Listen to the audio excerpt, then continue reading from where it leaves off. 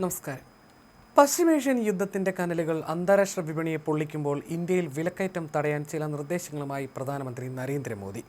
ഹൈദരാബാദിൽ നടന്ന ചടങ്ങിൽ സംസാരിക്കവെയാണ് പ്രധാനമന്ത്രി നരേന്ദ്രമോദി ജനങ്ങൾക്ക് മുന്നിൽ പുതിയ സാമ്പത്തിക നയങ്ങൾ അവതരിപ്പിച്ചത്. അതിർത്തിയിൽ പോയി തോക്കെടുക്കുന്നത് മാത്രമല്ല, ദൈനംദിന ജീവിതത്തിൽ മിതവ്യയം പാലിക്കുന്നതും വലിയ രാജ്യസ്നേഹമാണെന്ന് മോദി ഓർമ്മിപ്പിച്ചു.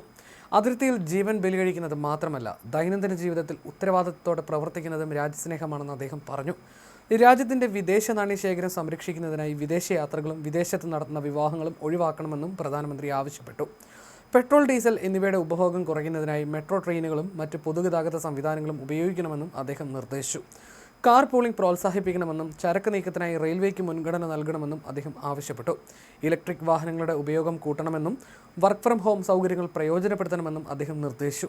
കൂടാതെ അടുത്ത ഒരു വർഷത്തേക്ക് അത്യാവശ്യമില്ലാത്ത സ്വർണം വാങ്ങുന്നത് ഒഴിവാക്കണമെന്നും പ്രധാനമന്ത്രി ജനങ്ങളോട് അഭ്യർത്ഥിച്ചു. ഭക്ഷ്യ എണ്ണയുടെ ഉപയോഗം കുറയ്ക്കുന്നത് രാജ്യത്തിന്റെ സാമ്പത്തിക ഭദ്രതയ്ക്കും ജനങ്ങളുടെ ആരോഗ്യത്തിനും ഗുണകരമാകുമെന്നും മോദി ചൂണ്ടിക്കാട്ടി. ദൈനംദിന ആവശ്യങ്ങൾക്കായി തദ്ദേശീയമായി നിർമ്മിച്ച ഉൽപ്പന്നങ്ങൾക്ക് മുൻഗണന നൽകാനും ആഭ്യന്തര വിനോദസഞ്ചാരം പ്രോത്സാഹിപ്പിക്കാനും അദ്ദേഹം നിർദ്ദേശിച്ചു.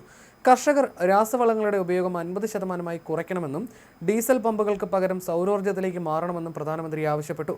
ആഗോള വിതരണ ശൃംഖലയിലുണ്ടായ തടസ്സങ്ങളും വിലക്കയറ്റവും നേരിടാൻ രാജ്യത്തിന് ജനങ്ങളുടെ കൂട്ടായ പങ്കാളിത്തം ആവശ്യമാണെന്നും ഇതിനായി എല്ലാവരും സഹകരിക്കണമെന്നും പ്രധാനമന്ത്രി അഭ്യർത്ഥിച്ചു. കോവിഡ് കാലത്ത് നാം ശീലിച്ച വർക്ക് ഫ്രം ഹോം രീതിയും ഓൺലൈൻ യോഗങ്ങളും വീണ്ടും സജീവമാക്കണമെന്നാണ് മോദി ആവശ്യപ്പെടുന്നത്. ഓരോ തുള്ളി ഇന്ധനം ലാഭിക്കുന്നതും രാജ്യത്തിൻ്റെ വിദേശ നാണ്യശേഖരം സംരക്ഷിക്കുന്നതിന് തുല്യമാണെന്നാണ് പ്രധാനമന്ത്രിയുടെ വാദം. ഇന്ത്യയിലെ ഇടത്തരക്കാർക്കിടയിൽ വർദ്ധിച്ചു വരുന്ന വിദേശ ടൂറിസത്തെയും വിദേശത്തെ വിവാഹ ആഘോഷങ്ങളെയും മോദി ലക്ഷ്യം വെക്കുന്നുണ്ട്. അടുത്ത ഒരു വർഷത്തേക്ക് വിദേശയാത്രകൾ ഒഴിവാക്കി ആഭ്യന്തര ടൂറിസം പ്രോത്സാഹിപ്പിക്കണമെന്നും അദ്ദേഹം പറഞ്ഞു. ഇതിലൂടെ വിദേശ നാണ്യം ചോരുന്നത് തടയാനാകും. അതിലും വിചിത്രമായ നിർദ്ദേശമാണ് സ്വർണ്ണത്തെക്കുറിച്ച്. വിവാഹങ്ങൾക്ക് മറ്റുമായി അടുത്ത ഒരു വർഷത്തേക്ക് സ്വർണം വാങ്ങുന്നത് ഒഴിവാക്കണമെന്നാണ് മോദി ജനങ്ങളോട് അഭ്യർത്ഥിച്ചിരിക്കുന്നത്.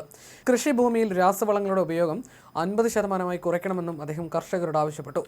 ആഗോള വിതരണ ശൃംഖലയിലുണ്ടായ തടസ്സങ്ങളും വിലക്കയറ്റവും നേരിടാൻ ജനങ്ങളുടെ കൂട്ടായ പങ്കാളിത്തം അനിവാര്യമാണെന്ന് പറഞ്ഞാണ് മോദി തന്റെ പ്രസംഗം അവസാനിപ്പിച്ചത്. ആഗോള പ്രതിസന്ധിയുടെ കാലത്ത് സാധാരണക്കാരന്റെ പോക്കറ്റ് സംരക്ഷിക്കാനും രാജ്യത്തിന്റെ സമ്പദ് വ്യവസ്ഥ നിലനിർത്താനുമുള്ള മോദിയുടെ ഈ കടുത്ത ഉപദേശങ്ങൾ അണികൾക്കിടയിൽ വലിയ ചർച്ചയായിരിക്കുകയാണ്. മോദിയുടെ ഈ പ്ലാൻ വിലക്കയറ്റത്തിന് കടിഞ്ഞാണിടുമോ എന്ന് കാത്തിരുന്ന് കാണണം. ആഗോള വിപണിയിൽ ബാരലിന് $126 എണ്ണവില കുതിക്കുമ്പോൾ ഇന്ത്യയിൽ ഇന്ധനവില വർധനവ് അനിവാര്യമാണെന്ന സൂചനകൾക്കിടയിലാണ് ജനങ്ങളെ മുൻകൂട്ടി തയ്യാറാക്കുന്ന രീതിയിലുള്ള ഈ നിർദ്ദേശങ്ങൾ പുറത്തു വന്നിരിക്കുന്നത്. മോദിയുടെ ഈ മിതവ്യയ തന്ത്രം വിലക്കയറ്റത്തിൽ നിന്ന് സാധാരണക്കാരെ രക്ഷിക്കുമോ അതോ ഇതൊരു താൽക്കാലിക ആശ്വാസം മാത്രമാണോ എന്നതും ഇനി കണ്ടറിയേണ്ടിയിരിക്കുന്നു. എണ്ണ വിതരണത്തിൽ നിർണായക പങ്ക് വഹിക്കുന്ന ഹോർമസ് കടലെടുക്ക് യുദ്ധത്തെ തുടർന്ന് പ്രതിസന്ധിയിലാണ്. ഈ ഉപരോധം ആഗോളതലത്തിൽ എണ്ണവില കുത്തനെ ഉയരുന്നതിനും കാരണമായിരുന്നു. എണ്ണവിലയിലുണ്ടായ ഈ വർധനവ് മറ്റു പല ഇറക്കുമതി സാധനങ്ങളുടെയും വില ക്രമാതീതമായി ഉയരുന്നതിലേക്ക് നയിക്കുകയും രാജ്യത്തിൻ്റെ വിദേശ നാണ്യശേഖരത്തിൽ വലിയ ഇടിവുണ്ടാക്കുകയും ചെയ്തതായിട്ടാണ് റിപ്പോർട്ടുകൾ. പ്രതിസന്ധി മറികടക്കാൻ ബംഗ്ലാദേശ് പോലുള്ള രാജ്യങ്ങൾ ഇന്ധന റേഷനിങ് ഏർപ്പെടുത്തുകയും ശ്രീലങ്ക പ്രവൃത്തി ദിവസങ്ങൾ കുറയ്ക്കുകയും ചെയ്തപ്പോൾ പെട്രോൾ പമ്പുകളിലെ ക്ഷാമവും നീണ്ട ക്യൂ ഒഴിവാക്കാൻ ഇന്ത്യക്ക് ഇതുവരെ സാധിച്ചിട്ടുണ്ട്.